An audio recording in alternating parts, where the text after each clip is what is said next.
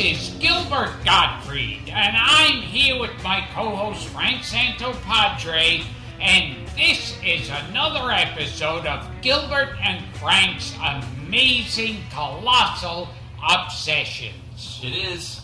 You're getting better every week with that title. Yeah. And I think we're going to try out our theme song this week. Oh boy. We're going to wrap the show with it.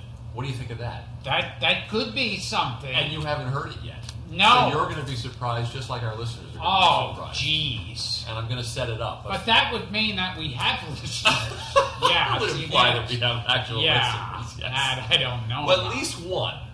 Because a gentleman named John Murray, who's an old dear friend of mine, sent in a theme song for this show, for Amazing Colossal. It doesn't count if you know him personally. Well, you know, we're going to start with people we know, but we put it out there, and people have been generous and been sending them in. So at the end of this show, we'll set it up. But let's start with your movie, Maestro. Okay, this is a movie I hadn't heard about before. I just saw it recently. I'm intrigued. And I wasn't familiar with it. And I was just and it's a movie you know. And the movie is The Little Fugitive. Oh, yes. Or Little Fugitive. I don't know if it's got the. Yes, I saw it recently. Little Fugitive. Yeah, The Little Fugitive. Yeah. And it's a film where it's I don't want to give too much away, but a little boy, most of it's non-actors. I think all of it's they're all amateurs. All non-actors. Right. And the plot basically is a little boy who believes he's killed his brother. Correct. And he has to escape from the police. And he escapes as far as Coney Island. Isn't it because the brother is playing a prank on him? Yeah. Yeah. And what's the funny thing about this?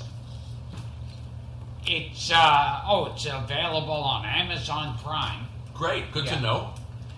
Good information. But the funny thing about it is that most of the movie takes place in Coney Island. Now, I was born in Coney Island. I never knew that. Yeah. I knew you were born in Brooklyn, but you never told me where. Yeah, well, I don't like to talk to you. Okay, good. Yeah.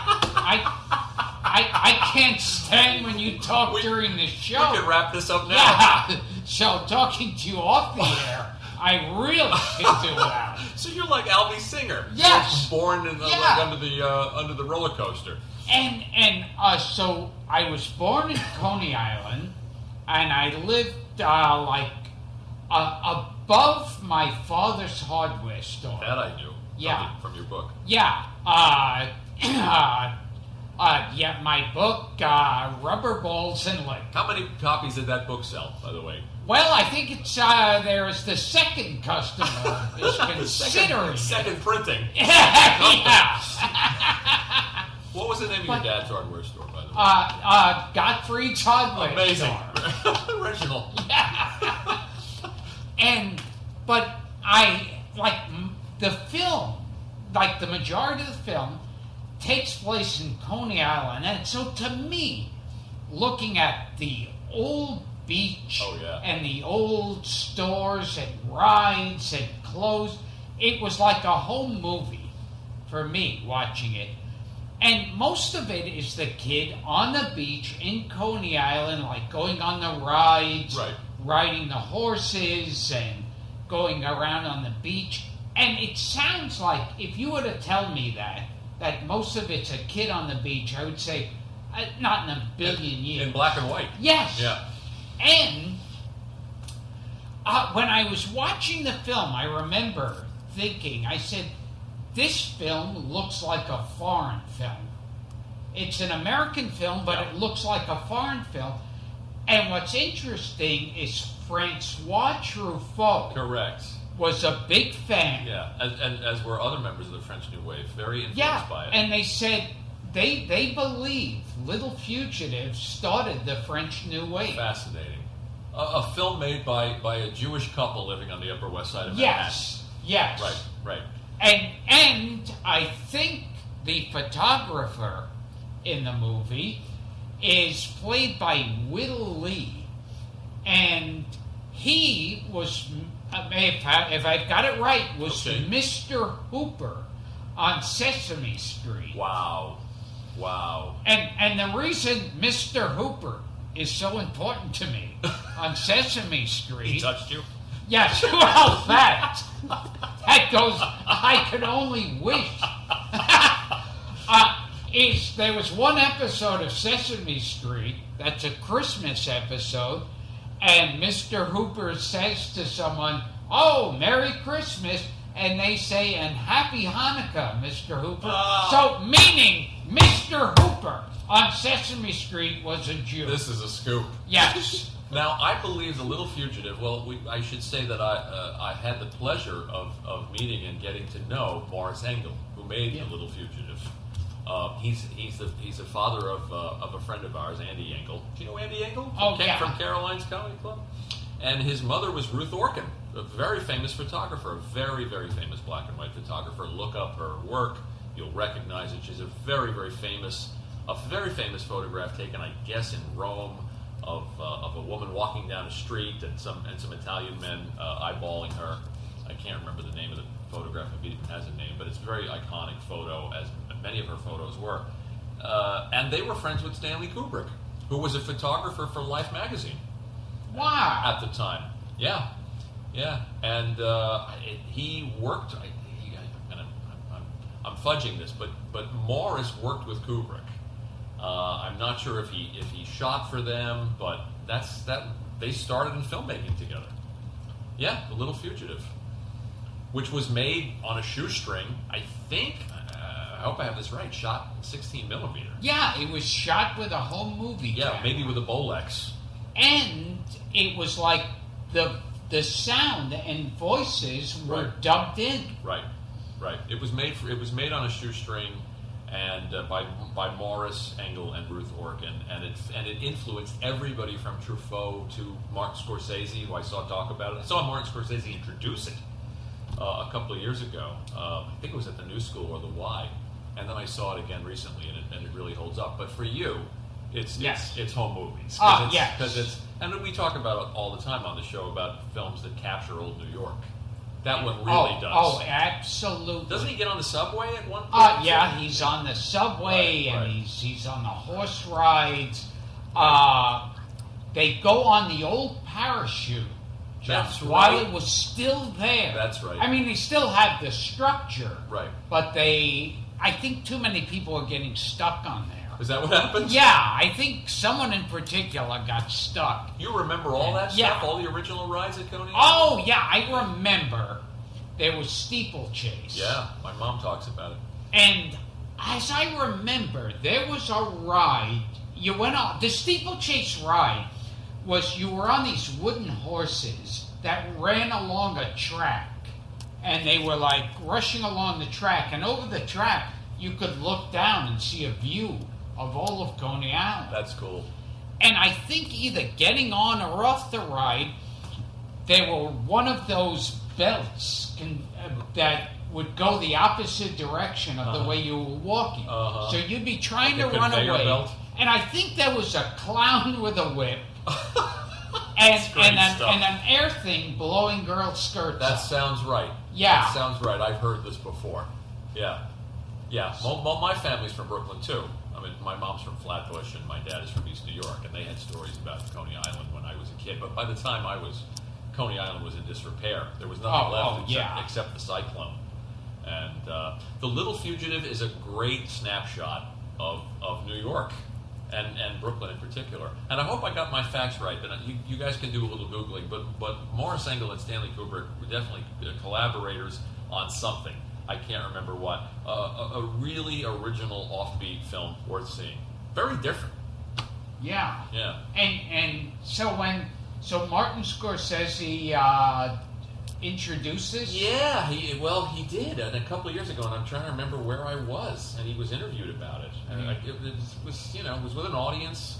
Might have been the New School, maybe 10 years ago in the city somewhere. This one is the New Fugitive, and it's been influenced on all the French cinema from Francois Truffaut. That's disturbing. Oh Oh, The Little Fugitive. Check it out. Yeah. I can't believe you brought that up. See, we don't know we don't know each other's movies beforehand, so you really surprised me with that one. That's because I don't talk to you. That's because you don't talk to me. I'm going to go 180 degrees to a recent movie. I think this is the most recent movie I've talked about from 2000 and I'm sneaking out the DVD, which Gilbert is unaware of, but now he can see the front of it. 2004. Yeah, the movie is called Sideways. It's an Alexander Payne. That was a porn film. It was right. I did it sideways. You saw it recently. I'd seen it before, and I saw it again. It popped up on TV again, and I worked with one of the actors in there, Thomas Hayden Church. Oh, on Wings. Yeah, right. He used to be on Wings. That's right. Funny guy. It's a terrific movie. I have a sentimental attachment to it because I think it's the first movie I saw with my girlfriend, Genevieve, who's now my wife. And I would think that's a reason never to see it. Well, for her, she was traumatized by the experience. And I caught some of it on cable today. I caught the last 15 minutes. Paul Giamatti's acting in this movie, and I just wanted a couple of things about Paul Giamatti, who I love. Yes. Who's also in Saving Private Ryan, which I watched today because we were doing research. Oh, wow! We were doing a little research for our guest Adam Goldberg, and Giamatti turns up in that. The range of this man that he played Pig Vomit on Howard Stern. Oh yes. And Harvey Pekar, he played the cartoonist in American Splendor. He's just quickly become my favorite actor. There's nothing he can't do. See this movie. I don't want to even describe too much about it because it's so slight. Yeah. Now his father was a famous sports announcer. His father was the commissioner of baseball. Commissioner of baseball. Bart Giamatti. See, I know nothing about sports. That's okay. You were in the ballpark. I know that. Yes, so I was in the ballpark. So to speak. I know baseball players have very odd names. Really? What kinds of names? Yeah, well, it's who's on first, what's on second. You know the players' names? His father was not only the commissioner of baseball, but he famously banned Pete Rose. You know that Pete Rose was banned. You do know that. Yes. He was banned for life and excluded from Hall of Fame consideration for gambling. And Bart Giamatti, his father, was the man behind that. Real quick, it's Paul Giamatti and Thomas Hayden Church. Both would be great guests for us, by the way. Oh yes. They play Miles and Jack. They're two college buddies. Jack is getting married, the Thomas Hayden Church character, and they go on a tour of wine country. They go on sort of one last adventure together before Thomas Hayden Church's character gets married. And Giamatti is like the more meek, stable one. Yeah, he's of the two, and he knows about wine. He's a wine expert, and he's an English teacher or a drama teacher who's a struggling playwright. And it's really a personal film that's hard. It's hard to describe. There's not a lot of bells and whistles to it. It's just a character study, but it's hilarious. Yeah, and it's poignant, and the acting that Giamatti does is memorable. Also, shout out to Sandra Oh, the director's wife at the time, Alexander Payne, and Virginia Madsen. Yes, an underrated actress. I think Virginia Madsen. You're going to tell me when she took her clothes off? Yes. Okay. Yeah. How do I know you? How well do I know you? I believe I saw. She shows her tits in that Jacqueline Bisset movie, Class. Oh my! The one with Andrew McCarthy? Yes. I thought you were going to say The Hot Spot, the one that that Don Johnson directed. Oh, was that with Jennifer? Excuse me, the one with Dennis Hopper. Oh. Yeah, Jennifer Connelly. Yeah, that's the Jennifer Connelly. Are they the two girls on the beach? Yes, I believe so. Oh, that's a great scene. I misspoke. Dennis Hopper directed it. Don Johnson is the lead. Yeah, there's a scene of Virginia Madsen and Jennifer Connelly lying topless on the beach. This show's turning into Mr. Skin. Yeah. But yes, Virginia Madsen is fetching. I had the pleasure of interviewing Jim Taylor, Alexander Payne's co-writer, on this movie, nice guy, good writer. I love Election too, another movie they made. With Matthew Broderick and Reese Witherspoon, and their first film, which was called Citizen Ruth with Laura Dern. Check out their stuff.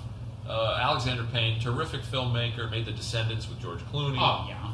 But this movie is my favorite. of his. I really think it's a small masterpiece, and that's all I got. Okay. Any topless scenes in The Little Fugitive you want to? Yeah. At one point, the little boy takes his polo shirt off. That is scandalous. And Jared from the Subway Ed Really? is the one who told me to see the movie. And the sound you heard is the Colossal Podcast, Jumping the Shark. And now, to put a better taste in your mouth, Right. So, here's a theme swap. We're going to cut to our theme song. So the two films were Yes. The Little Fugitive and Sideways. And you couldn't get a bigger gap between those two films. And now check out our sample theme song from our wonderfully talented friend John Murray. Hope you like it.